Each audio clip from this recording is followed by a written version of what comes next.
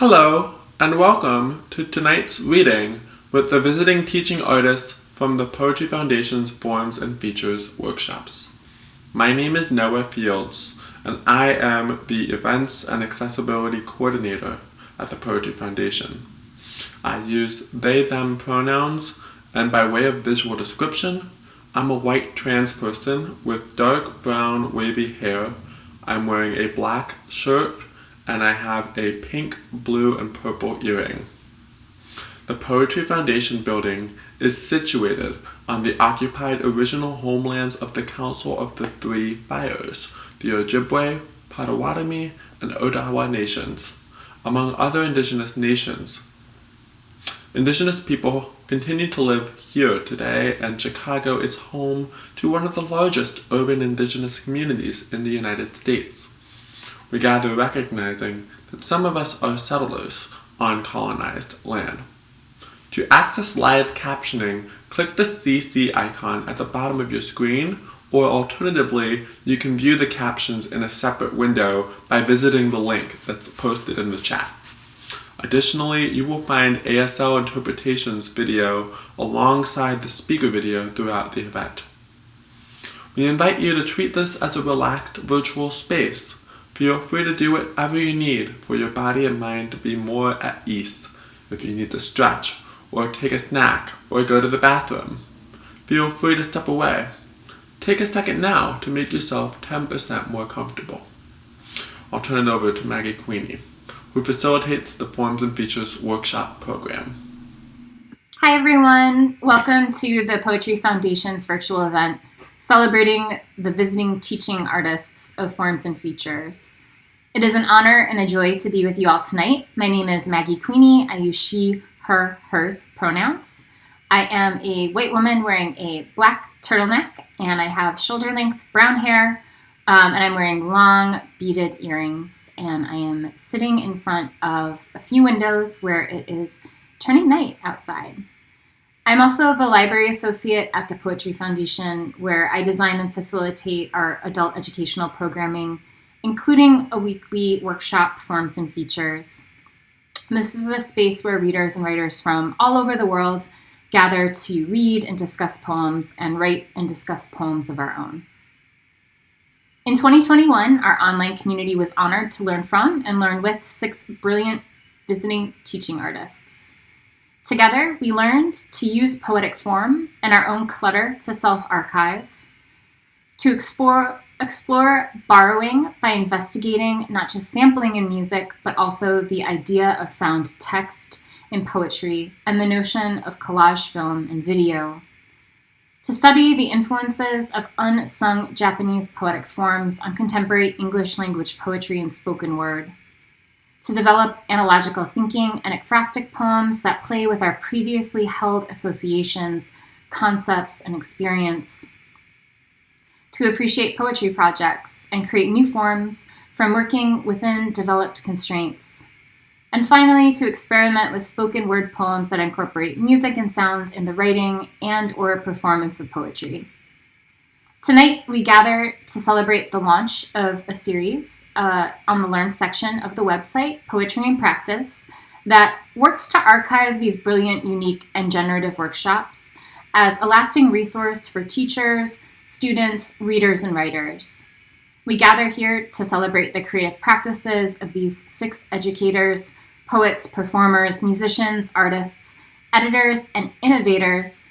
Please help me welcome our readers tonight.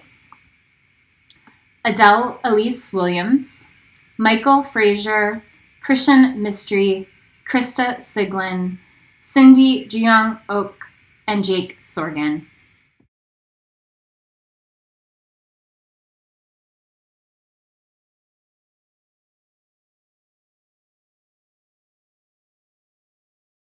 Hello, I am Adele Elise Williams. I'm a writer, editor, and educator currently living in Houston, Texas. My work has been published in several journals, including Guernica, Cream City Review, Adroit Journal, Split Lip, and Beloit Poetry Journal. Learn more about my writing on my website, adeleelisewilliams.com. For a visual description, I am a white woman in her 30s with blonde hair half up in a top knot, sitting at a desk in bright light. I'm going to read 3 poems for you, and before I do that, I want to thank the Poetry Foundation for having me, especially Maggie Queenie and Noah Fields. This first poem is called It Comes From Having a Body, and it was first published in Quarterly West, issue number 98. When I was a child, I stuttered with the violence of 1,000 wings. The flock in my mouth could not escape. God says, be buzzard, be a new baby born with teeth, be a curl or a tide or a half girl, half bird, be transformed, be harpy. I drove my mother's forever postpartum. Sorry was the hardest to sputter. The savage wings, the tongue ticks flapped and fought, but one day God said, son, and God said, good morning, child, and I said, hard tea Tuesday. The first time I did not stutter, mother held me for 1,000 seconds. The birds flew from my mouth cave like wood smoke, and I did not know that I had almost killed her. A body will wait for the very last moment to act. Sometimes God says Yahtzee, and I know this means someone has won, but someone has lost too. A holy man is a gambling man, and that God of ours, he takes bets after all. Once a mother's baby drowned at home, and God said hello. The baby knew the wet of something, the sink of the same. He sank like the sun, an orb of stutter, an entire candied peach. A baby body can be a poem too, can talk to God and want truth or deep water just as well. Did you hear the news? My long body cannot stop stammering. It will not pull a fluid stroke for the life of it. It will not slow enough to tally. This body is searching everywhere wet for love and real. God says buoy for it. Body says how so? God says flap to float, and body says brilliant. It comes from having a body that won't rest for anything but soothe and flare when God is so near, that has to make all the art and read all the words and love all the men in an effort to know what God wants from this body, from bodies, what God wants from offering a moment of flood or wings, what God wants from a stammer poem by a woman with a story, from a body begging for last call, from a current pulling out and down. God says, kiss me. My body says, what's at stake? I am alive right now. We have all holed ourselves up at home, and like the rest of God Bless America, I am binge watching reality TV. It is the dog's dinner, then my own, then pot and Survivor for hours. I am fascinated by how the bodies deteriorate but sustain, the faces thin like that Stephen King novel, the genitals illuminated by all the loss. I can't stop staring. I never see an unsightly hair, a droopy vagina. Women have become more perfect than ever before. Sinewy and cocoa beach blast skin, and the teeth. Have you noticed a survivor's teeth? I'd whiten my own, but they are mostly fake, and fake gets no better. The host Jeff keeps me up at night. Are his pants baggy regardless of trending fashion in order to hide an epic chopper? Is the shell necklace costume? Does he fuck? When I write a killer poem, my friend Tali says that poem fucks. Does Jeff fuck like that? Like guts on the dinner table? 'Cause I do. I like the weirdos best. Self-appointed federal agent Phil, Tarzan the surgeon, Russell Hance's born-again cousin. I will never get over being a loser, the great moves I've made for attention, my entire body an obnoxious yell. And I envy the water at each season's location. A giant bath of tears, perfect but begging for doubt, baptismal and really, really wet. I've only ever swam in the Gulf with signs posted warning the submersion, and in water so dark it is wrong. You can tell when a body has sinned. There's always a moment of regret. Let me put an image to that. Puppy side stare after house shit. Daddy sweet treat after neck clasp. The dawning dawn. I Googled it, and survivors poop in the ocean. They make more money with every episode. They rarely fall in love. I'd like to think I'd make it to tribal merge, but the truth is I'd never be chosen for the show at all. Too hopeful and tender despite my own history with collapse. I can't survive if I break at the thought of suffering, if I bend at the hips and cry for the sun. I'll never win the immunity idol with rosary rings and polite Southern social cues and promises from my mother. I once told Tolly I was ready to die. But every night when the marathon ends and it's midnight and the dog's gotta go and the dishes are sticky in the sink, I take one more puff. I cram my sweaty body into bed. I pray Hail Mary full of grace, repeating the center line until I'm gone, until there's sun. This last poem is titled Face the World, Part 2. It scares me to do basic things. I'm nervous opening the door for a pizza, collecting the mail, greeting my boyfriend. My chest is tight at the grocery, a gas station, the end of my street. Ice burns in my throat when I call an old friend, do the dishes, or dye my hair. I've said this before, but once I was bold and brassy. Once I was unflinching. I'd welcome any intruder. I'd mark my rash body with men's names. I'd call myself Kitty Canut, Tokyo Rose. And like the mother who lost her only daughter to a simple oversight, or the teenager who miscalculated his own ability to float, the thought that I might kill what I love most had not occurred to me. There was a time when nothing around me, including me, could die. I slept on the frozen street. My dogs ran wild in the woods. I left my wallet out and about. The truck I drove never saw a shop. And while I'm not sure why it all changed, I know when it did. And it isn't what you think. It isn't blood or blister that took my raving, my unruly monster away. It was the slow, faded waddle of a newborn loggerhead towards the light, mistaking the insatiable cityscape for the sea-hung moon. Thank you guys so much.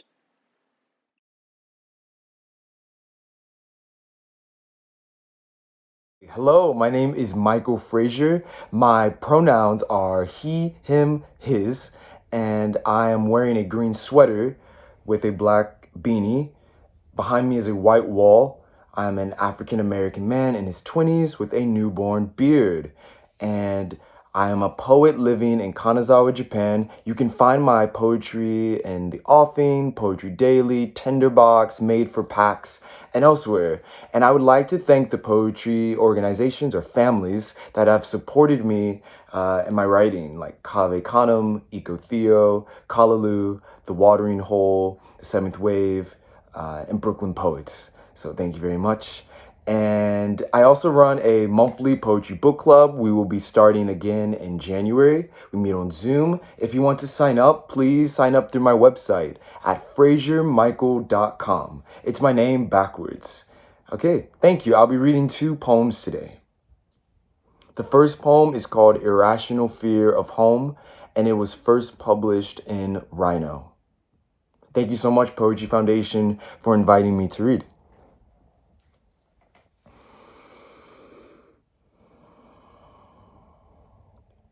Irrational fear of home. There are many ways to be called back home. The nose dive of a plane, the punctuation of a pistol, my bike folded into a red crane, gazing up at God. I think I love this world too much. Gifted with wide nostrils, I inhale and tighten like a balloon ready for flight or for bursting. I know what they say.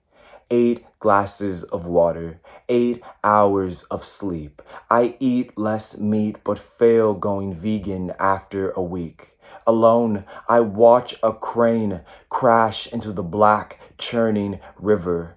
Dusk spreads like a rash. A mosquito ripens on my bicep, and its bulging abdomen I swirl outside myself. Here and not here. What I give, I take back with the smack of my palm. What makes me desirable? My always summer skin?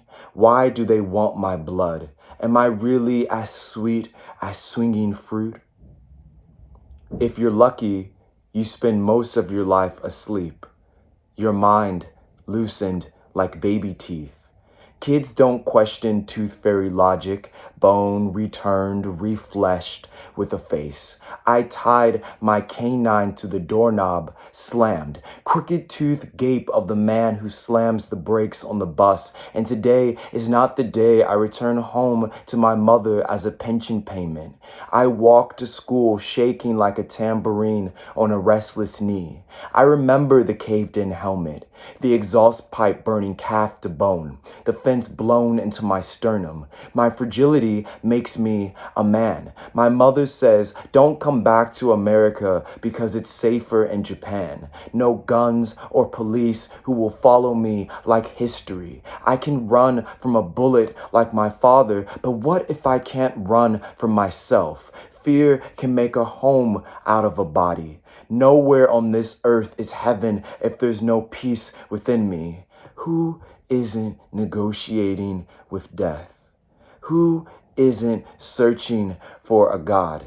I've been saying I need to get my life right before he comes back since Sunday school. Right now, in a lilied muumuu, my grandmother sits where she sat for 30 years, one hand rubbing a knee, another clutching her landline, humming Juanita Byam, waiting for heaven to pick up. She knows something I don't. A sickle of moonlight invades my room. Can't close my eyes until I pray. One day a third of the sun will darken. The moon will turn to blood. The stars shot from the sky. I'll be given a white stone with my new name. I'll have no memory of my old home. I'll be unkillable forever. Amen.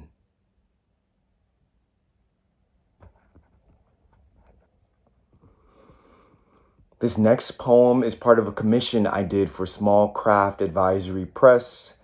It has no title, and yeah, I'll just read the poem. My student snatches the infrared thermometer from my hand, points it at my head, shouts, "Don't move, I'll shoot," then laughs and stops when he sees I'm not laughing with him. With a little imagination, anything can become a gun, anyone a target. I log off social media for a month in hopes to not see the video of 3 white men pursuing and shooting Ahmaud Arbery. There's a murder hornet curled beneath bright pink azaleas. Japanese children run around screaming, "Dangerous, dangerous," pointing at his dead body. Crows chase me off my bike as I circle the park, waiting for this poem to come. What did I do? I asked Taka, who says, they must have felt threatened. You must have been near a nest. I don't have wings. I don't have talons. I'm 140 pounds of tooth shine and tapioca tea. I want to protest in America or even Tokyo, but I can't afford the bullet train. I can't afford to bring back COVID with the senior citizen sitting next to me in the teacher's room. I settle for Twitter, the rise of flame and smoke canisters flying bright across the dark of my iPhone. Log out and back in every time I accidentally see a video of black folks shot, choked, or kneed. I fall asleep to volleyball anime while my mother sweeps trash and debris from riot-worn streets. I spike a ball to my students while my brother is woken by fireworks set off in the pitch of 2 a.m. I feel most American when grieving its slain. I donate, share think pieces, read aloud poems by black poets on Insta Live, teach high schoolers about King and Floyd, and wonder, who am I trying to convince? I close my eyes in Japan and wake in America, smoke curling and canisters flying bright through the red-blue dark. Before a crowd, I shout into a megaphone megaphone, Black Lives Matter, but no one shouts back, only cocked necks, low whispers. I shout again, what do we want? But no one responds, no one understands. All that comes out when I open my mouth is Japanese.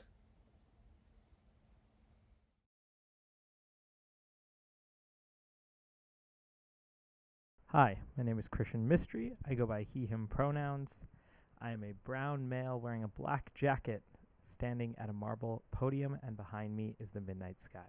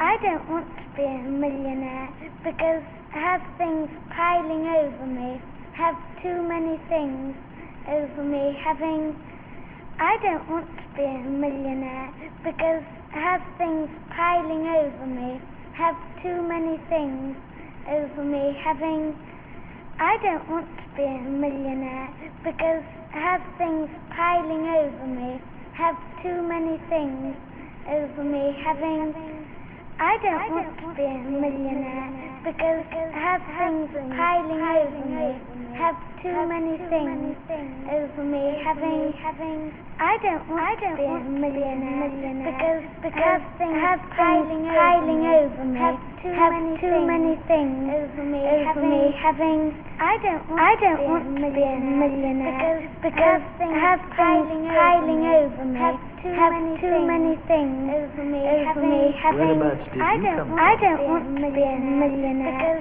because I have things piling over me, have too many things over me having I don't want to be a millionaire because I have things piling over me have too many things over me having I don't want to be a millionaire because I have things piling over me have too many things over me having I don't want to be a millionaire because things piling over me have too many things over me having I don't want to be a millionaire because I have things piling over me have too many things over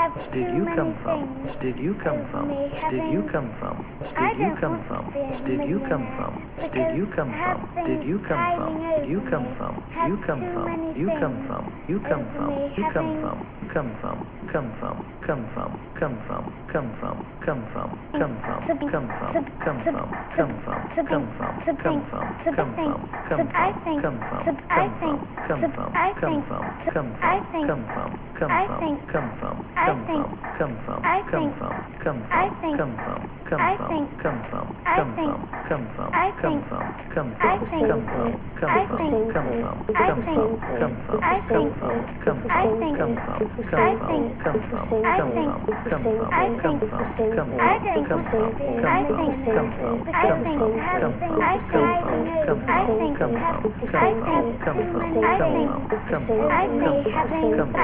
having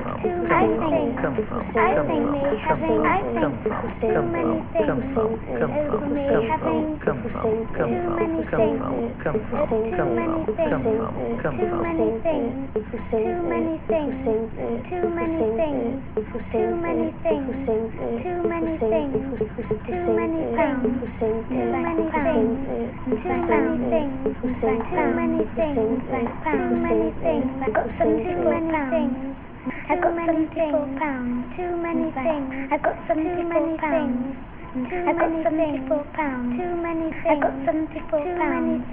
I got 74 pounds. Too many things. I got 74 pounds. I got 74 pounds. I got 74 pounds. I got 74 pounds. I got 74. I got 74. I got 74. I got 74. I got 74. I got 74. I got 74. I got 74. I got 74. I got 74. I got 74. I got 74. I got 74. I got 74. I got 74. Got 74. Got 74. Got 74. Got 74. Got 74.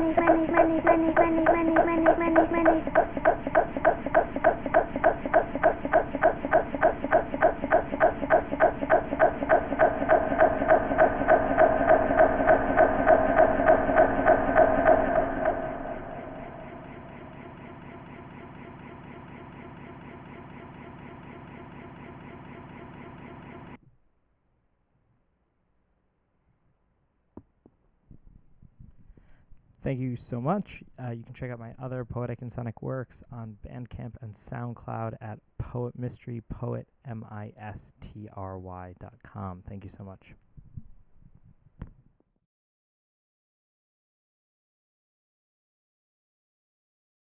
Hi, I'm Crista Siglin. I am a white woman with curly brown hair and brown eyes, winged eyeliner, and an eyebrow piercing. I'm a Berlin-based multidisciplinary visual artist and poet. I grew up in Iowa, was awarded a BFA in painting and creative writing from the Kansas City Art Institute in 2015. I am currently a poetry editor for Sand Journal Berlin. I run the ongoing Poetry as a workshop. My second book of poetry, Unpleasable Nature, was released in 2020 by Vegetarian Alcoholic Press. I'm so grateful to be a part of this series with so many wonderful and talented people, and I also want to quickly articulate my gratitude to the Poetry Foundation for making this possible. Thank you so much, and thank you so much for being here and listening, and I'm pleased to share some poems with you. House paint. I've been what I cannot be now, worrying, insulated, insolent. Only a matter of what now, how now. The mammal goes sleeping into folds of laundry I've not done. Done this calling, called out for that storm, threatened but not coming. I came and came again, imagining every hand of morning on me, opened my legs to the stupid sunrise, giggling the both of us. I go a-roving through troves of fathers, return with innumerable fathers, small and clutching my limbs, swinging. What became of them? They've told themselves off and distant, and only I see them when I crack my knuckles. Job well done, I'm telling myself. Value that rumor. Rumor is value. I see only what's been shown. A house painted so many times, its paint buckles in its inches, belts off circulation, numb, the painted house unwavering, its chimes are not alarms. A house wakes every hour on the hour. Our names are no longer important. I've lost track of what I think you are, and now I've spent no time. It all comes back. A pause. Man inhales birds from branches, protects a whole from being more whole, while a leaf leapt to a mirror of itself. Impertinent question. Sitting flat in a yawn, I am in earnest, in the yarn split-second thought of yesterday's yesterday. That one doesn't belong here with me. Now it is crouching over my bed, insinuating a floor above me. Like every moment, a layer of dream to get lost. Don't get lost. It gets tough to find a sea when you close your eyes to it.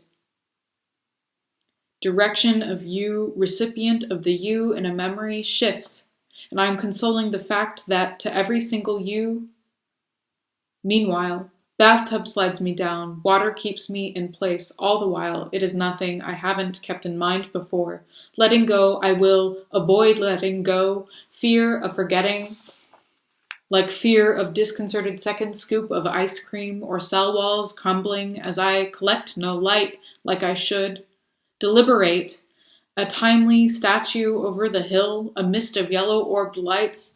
I rolled down the hill only to prove I could love you like a woman who keeps herself still. Internal ringing, moss gone, quiet. I'm growing old and only I know it, and my inheritance of mindly things is becoming predictable. I keep accusations small to keep this outfit softly moving.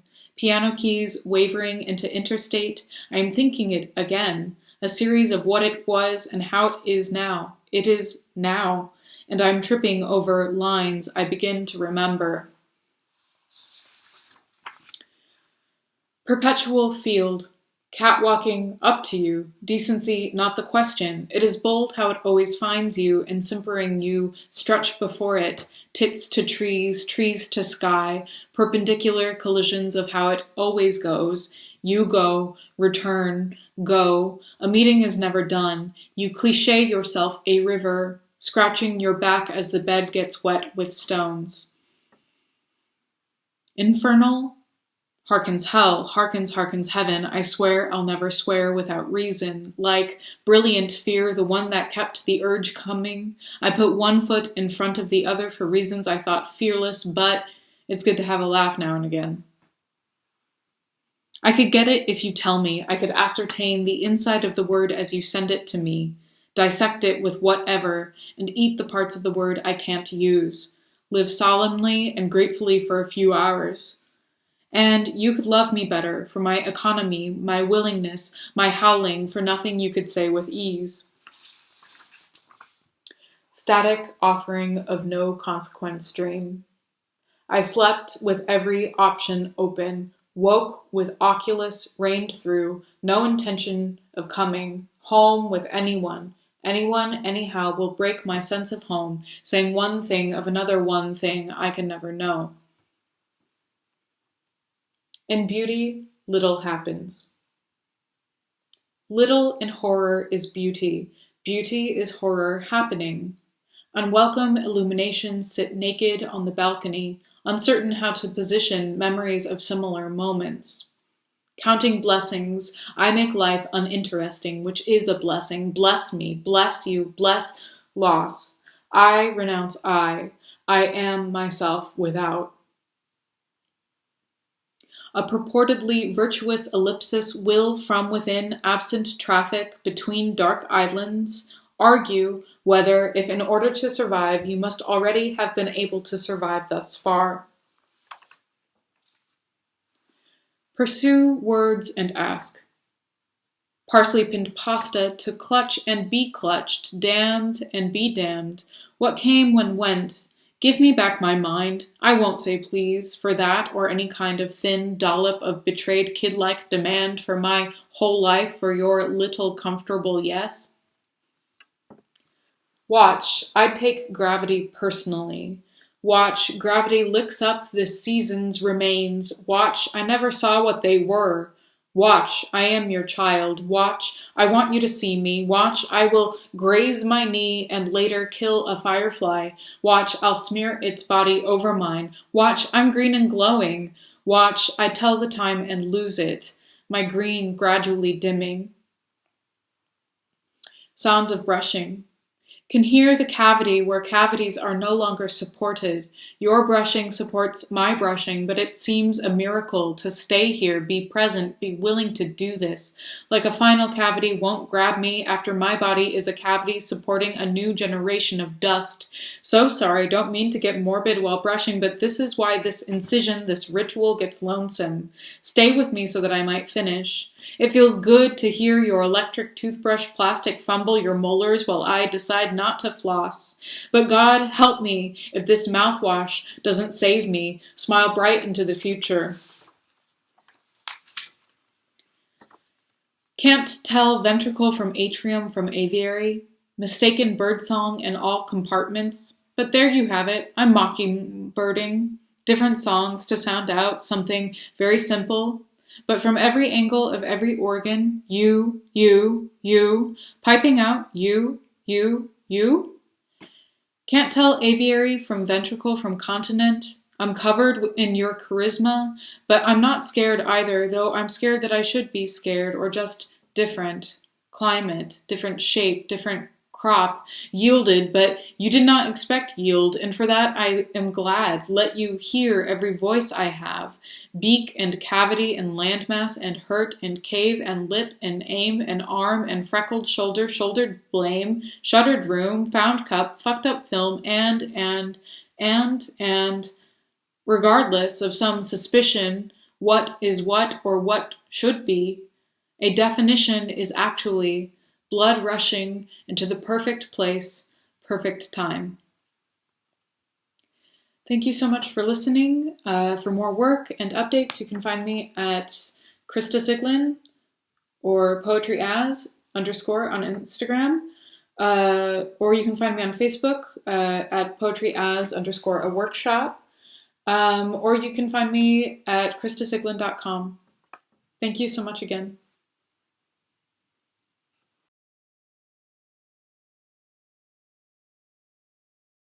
Hi, I'm Cindy. Pronouns are she, they. Visual description, it's an East Asian person in a red shirt against a gray wall. I'm a writer and I also teach creative writing. And I wrote this essay called Made Forms about what writers and educators can learn as readers from forms that are invented. And we have so many contemporary poets doing that kind of work. So I suggest some activities that I hope make our reading of their work more lived. And I have 3 primary activities that kind of use the forms of Victoria Chang's Obit, Diana Koywin's Ghost of, and Eve L. Ewing's Electric Arches. They are focused, the exercises are focused on these procedures as kind of processes instead of products.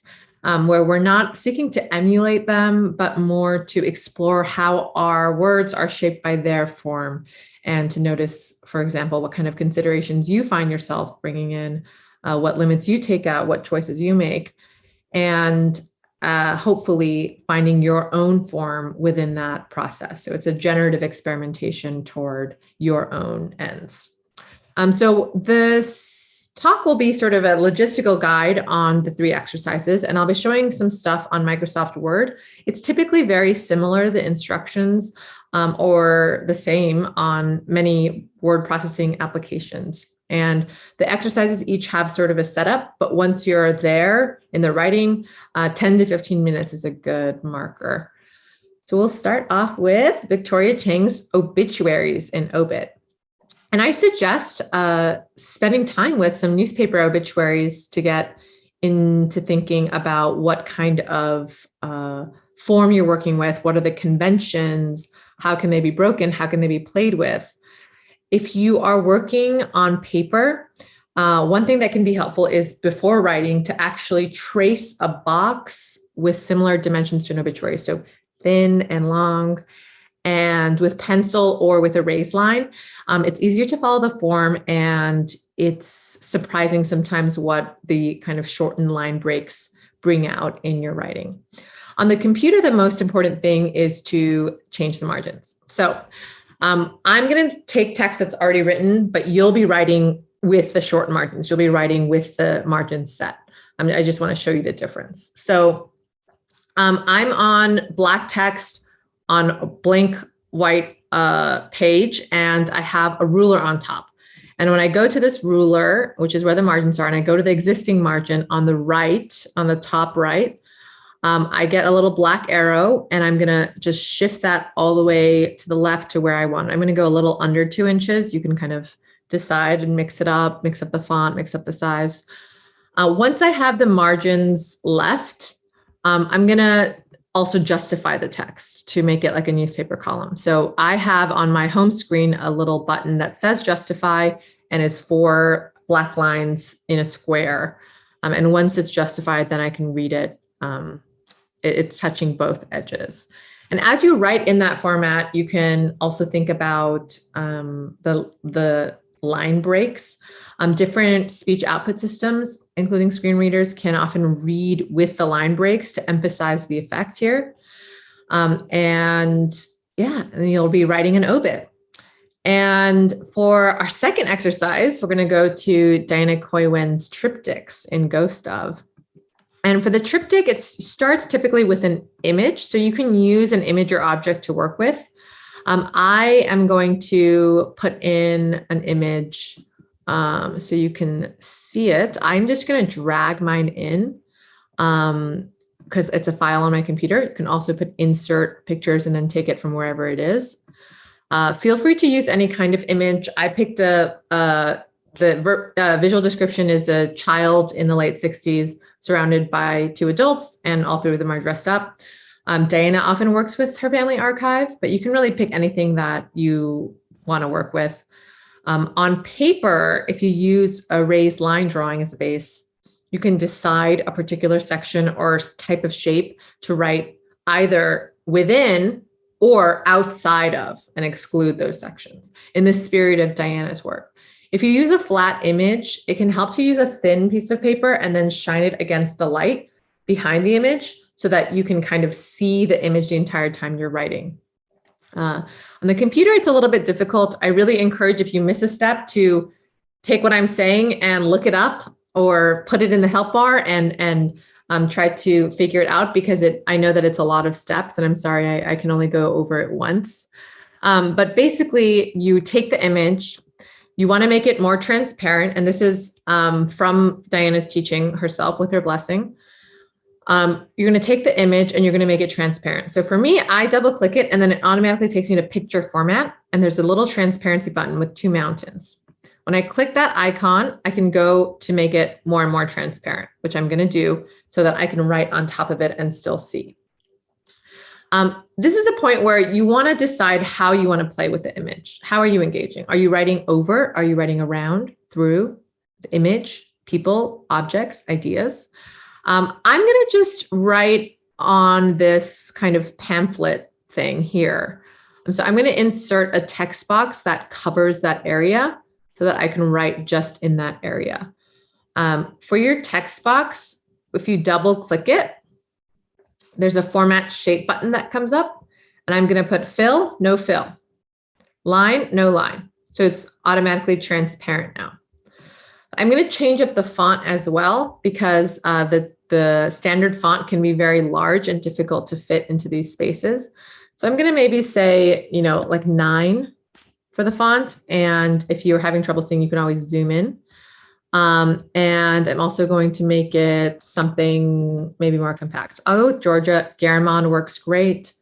The last thing is you want to do some line spacing options. So I have a little black lined icon with 2 blue arrows. And when I click it, it says line spacing options.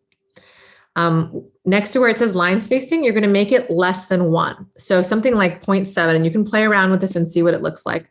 What that does is it makes the lines, the space in between 2 lines, compact, smaller and smaller. And that can make it kind of fit better in this kind of a setting.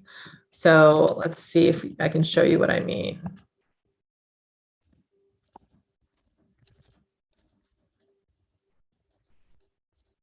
There's like sort of you can use tabs and spaces just to get through. So you see how the differences are in the sizing, and you can make it even smaller. You can try to play with the fonts. At the end, once you've written over some aspect of the image or object, if you take it out, you have, right, something in the shape of what you were writing on top of. So that's the exercise, and I encourage you to think about what it brings up for you as you write. And the last one is from Electric Arches, these 3 speculative poems, these kind of retellings from Electric Arches. There's 3, and in each one, there's sort of a racist encounter, and there's some like sort of terrorizing. And then there's a second handwritten part of the poem where there's an alternative kind of magical intervention and a change, and it sort of reconstitutes reality. So the exercise is to kind of have a 2-part situation.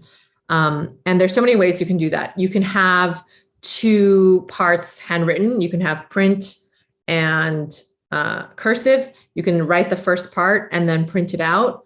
And you can also have them both on the computer. So let's say this is the first part and this is the second part. I can switch up the font, and every computer is a little different. So your computer might have different fonts, but almost everyone has some kind of font that looks like handwriting. You could just observe how it reads to you and what you notice between these 2 sections. This is another one where you can write out the second part, scan it in, and have it in one document. This is a great one where you can either write to the prompt or take something that you've been struggling with that you're not sure where to go with, and use that as the first section and elaborate on it, but allow yourself to let in that magic, to let in a change of your imagination. And hopefully that can reveal something about the 2 styles, the 2 kind of assumptions.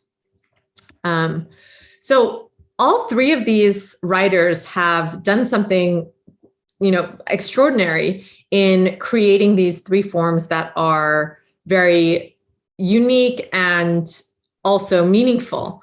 And I think that if you're interested in this kind of work, and if it's generative for you, 3 other authors that do that are Doug Kearney and the sort of like InDesign poems that he does that can be really fruitful to just play with and to just, let the page be less confined.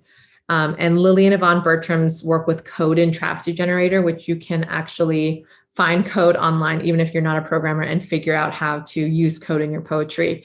And Borderland Apocrypha by Anthony Cody has these sentence diagram poems. And so that can be kind of a way of pushing against these rules of grammar.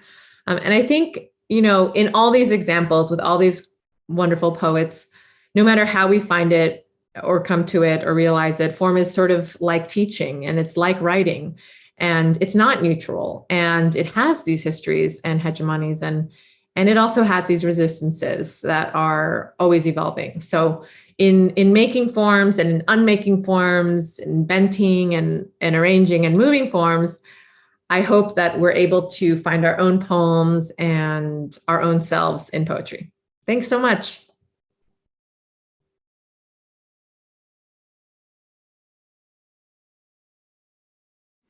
Hey everyone, my name is Jake Sorgen. He, him, his. I'm coming to you from my home studio here on the north side of Chicago, up in Lincoln Square. I am a tall, although seated, white man, completely bald. I have 2 black earrings, large black glasses. I'm wearing a long sleeve blue sweater, and I have my fingernails painted for the holiday season, bright red. I am a composer, musician, and poet, and the brunt of my work incorporates some element of all 3 of those and lives somewhere in the middle of those 3 things. So I compose a lot of contemporary music that incorporates poetry into it, and I also do a lot of work going the other way, working with language, whether in a spoken word poetry setting or in a theatrical setting. I do a lot of work in the theater where I'm incorporating music as kind of another character into the scene.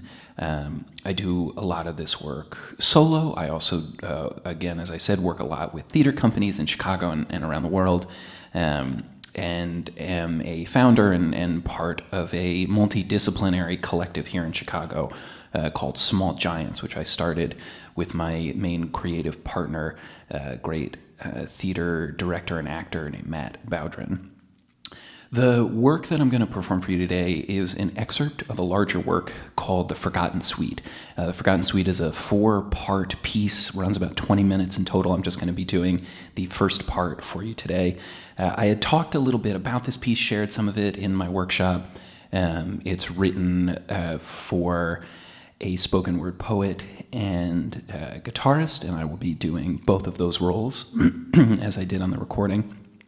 The entire piece and all my other recordings, including albums of songs, improvised music, contemporary compositions, all that, it's all available at my website, jakesorgen.com. The Forgotten Suite and all my other albums are also available streaming everywhere that occurs. Excuse me. Really want to take a minute and thank Maggie and Noah and everyone at the Poetry Foundation for making this all possible. It's been an incredible joy and honor, especially in these insane times, to get to share this work with you and to receive so much work and ideas and inspiration from the students and the staff at the Poetry Foundation. And I am just so humbled and so honored to share with you part 1 of The Forgotten Suite. Thank you so much. Be well.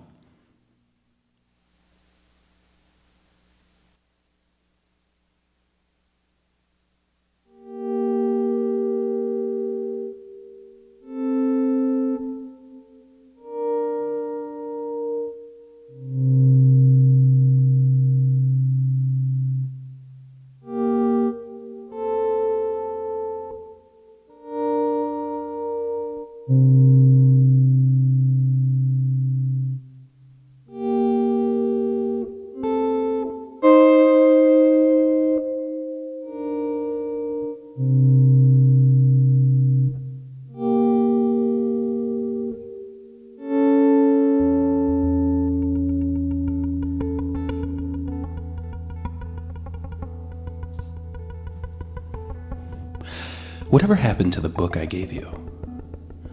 Sometimes I wonder if it meant anything at all, or if you're selfishly hanging on to it, clutching to memories we could have made.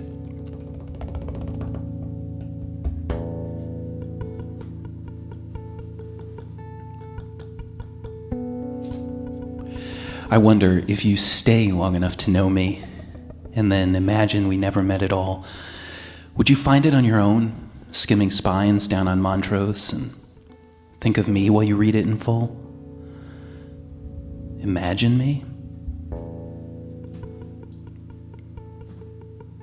Maybe we meet after you read it.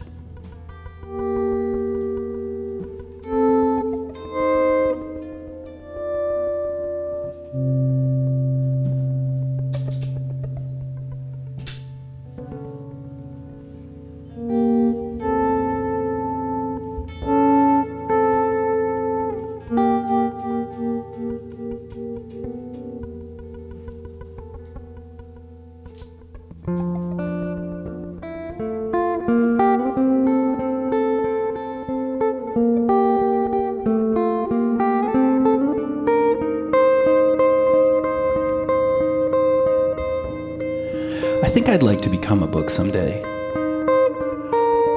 massive novel or a skinny prose poem.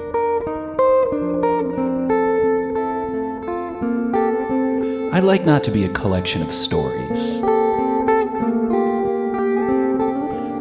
I'd like not to be an anthology of collected and selected poetry. I'd like not to be essays. I'd like not to be canonical.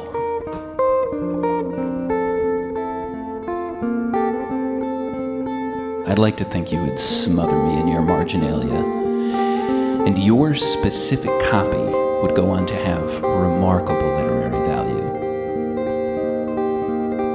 Sell me for $3.75 to the Strand in your early 30s when you come back to New York.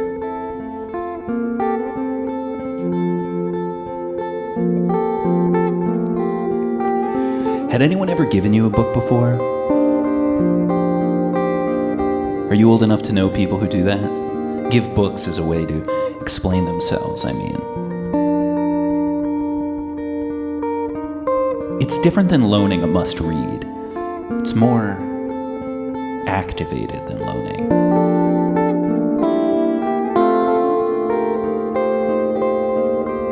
I knew you when I first read the book, but really I wasn't thinking about you then.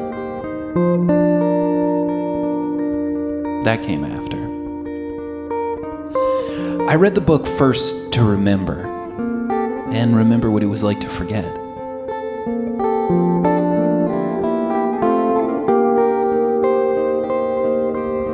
I'd forgotten people many hundreds of times already. I've forgotten some so many times, they become a permanent part of your life. They become the things you forget when you can't remember anymore. But then you forget how. And you have to do it all over again.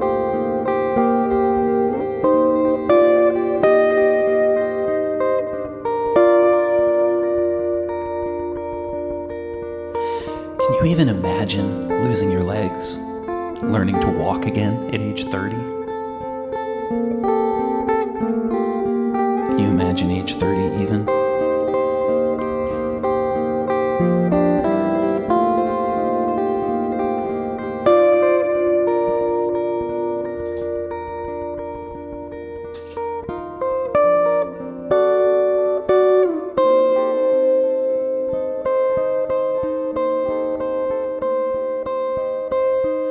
The very worst part of me is the youthful part.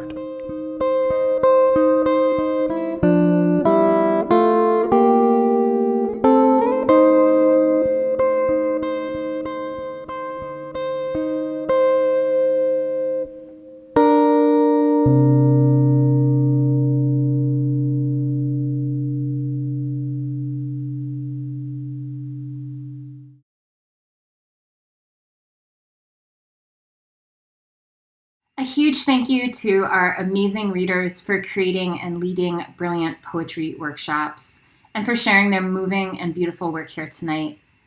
Thank you to the captioner and to our ASL interpreters, Moxie and Mona Jean, for making their poetry accessible. Thank you, Noah and other event staff for making this welcoming space possible. A big thanks to everyone who turned in tonight to celebrate the work of these poets. We will continue to host poet educators as visiting teaching artists in 2022. In January, we are honored to host Jarrell Watkins leading a workshop on blues poetry, and in February, Leonora Simonovis leads a workshop on poetry and exile. You can read more information about each of these workshops and our other virtual events on our website at www.poetryfoundation.org/events. We are open to feedback about our programming and would appreciate it if you took a minute to fill out our feedback form, which is linked in the chat. Thanks again, everyone, for being here tonight. Please stay safe and take care.